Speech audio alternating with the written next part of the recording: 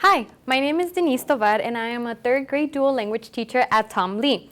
Today I'm going to be demonstrating the station rotation model for a third grade ELAR lesson. However, before I begin a demonstration of this model, I am going to provide an example of an SEL connection and check-in using a community circle. On my Schoology page, I have the peak of the week where you can see the SEL component part. As you can see on my peak of the week, for Wednesday, it says, I will answer the community circle discussion board on Schoology, and then I will share my responses with the class. Next, the community circle question comes from the Sanford Harmony Connection cards. The community circle will be whole group first thing in the morning with both my virtual and face-to-face students. The face-to-face students will not be on Zoom at this time. However, they will need their laptops to access Schoology.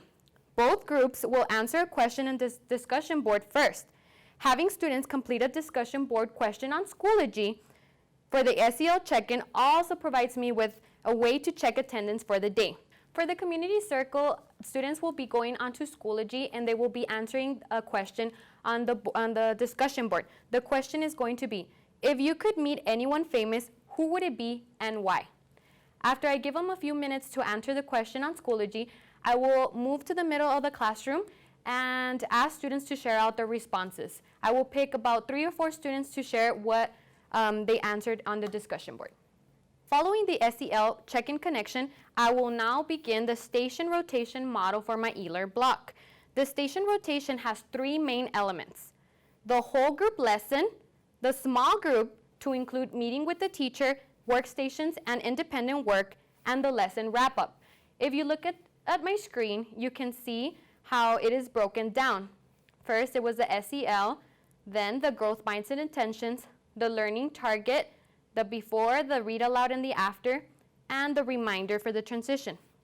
Before I begin our content work, I am going to use my whole group time to include some SEL components, such as a quick mindful breathing exercise and a growth mindset mantra. The virtual students will be joining through Zoom. However, the face-to-face students will not be using their MacBooks at this time. I will be positioning my laptop in a way where virtual students and face-to-face students can both see and hear me, and the students during our mindful breathing and growth mindset mantra. After completing my SEL strategies, I will utilize the rest of my whole group section with my content lesson.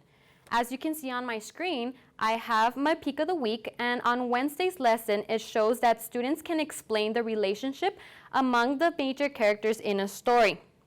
Students can explain the relationships among the major characters, and students will utilize a double bubble thinking map to compare major characters in the story Dear Primo. Again, virtual students are participating through Zoom, and face-to-face students are not currently on their device. I have connected my Hoovercam and dongle to my laptop in order to project my screen. Doing this allows all students to view my screen.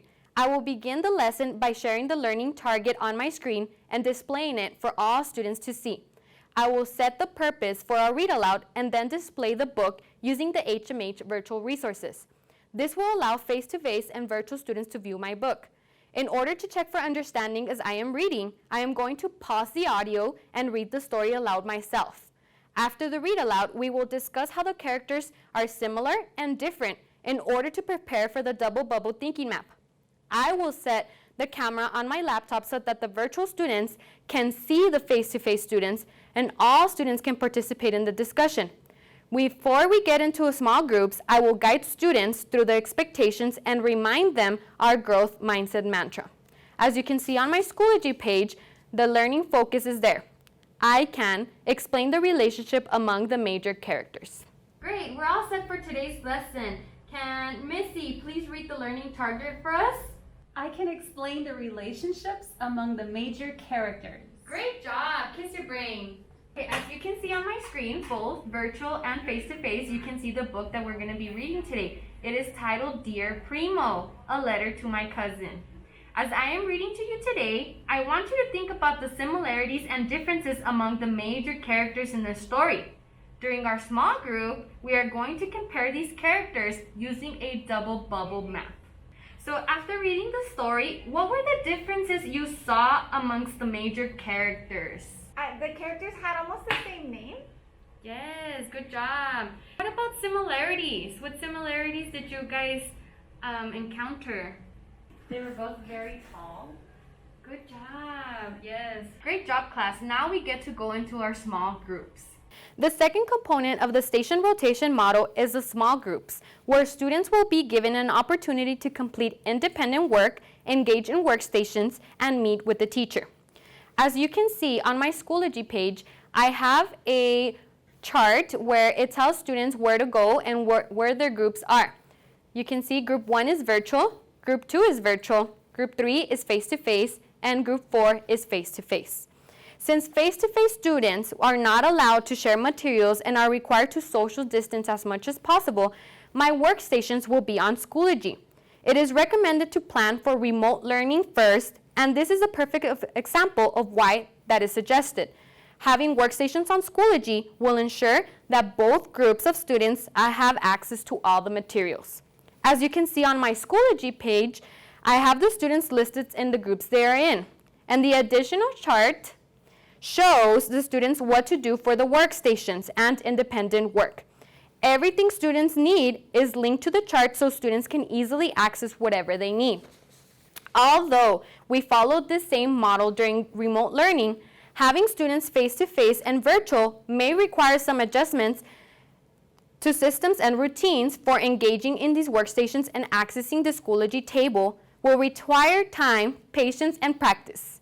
In my example, you will notice that my face-to-face group does not come into my kidney table with me, but rather I go to the students. The lesson wrap-up is the final portion of the station rotation model and can be conducted in many ways. This can be an opportunity for students to reflect on their learning, their growth mindset skills, and/or any other skills you are focusing on. I am choosing to do the lesson wrap-up as a whole group, with virtual students joining us via Zoom. Students will participate on our Zoom whiteboard, typing what they learned today. I am also using the lesson wrap-up as an opportunity to celebrate their learning, growth mindset, and all of their hard work with a special clap. I hope this video gave you some ideas on how you can implement the station rotation in your classroom with face-to-face students and virtual students. Keep in mind that the way you organize your groups and stations will depend on your class. The model is built to be flexible and easily adaptable. If nothing else, I hope this video gives you some encouragement in knowing that you can do this. Allow grace and patience for your students, but also for yourself.